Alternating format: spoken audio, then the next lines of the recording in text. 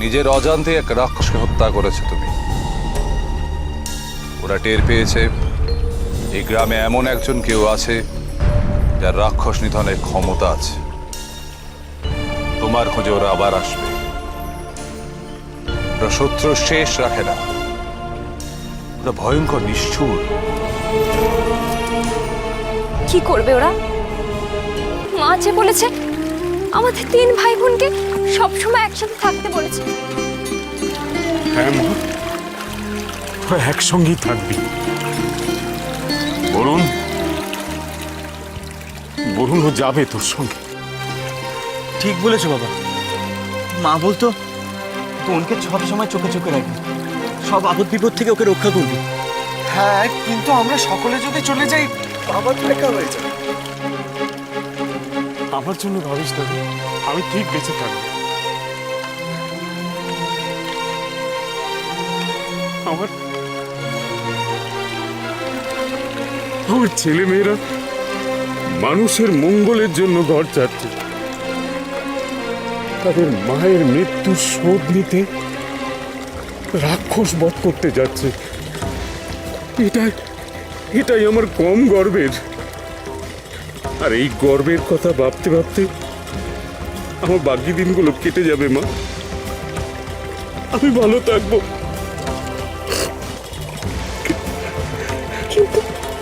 বাবা, আর অমত করিস নে মা, আর অমত করিস নে। বেরিয়ে পড়। ওই দেখ আকাশ থেকে তোর মাও তোদের আশীর্বাদ করছে।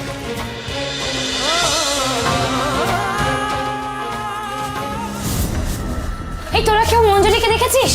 মঞ্জুরি? হ্যাঁ, কই না তো। সে কি, সকাল গড়িয়ে বেলা হতে চললো, কর্তারা এখনো জল খাবার খায়নি। মঞ্জুরি কোথায়?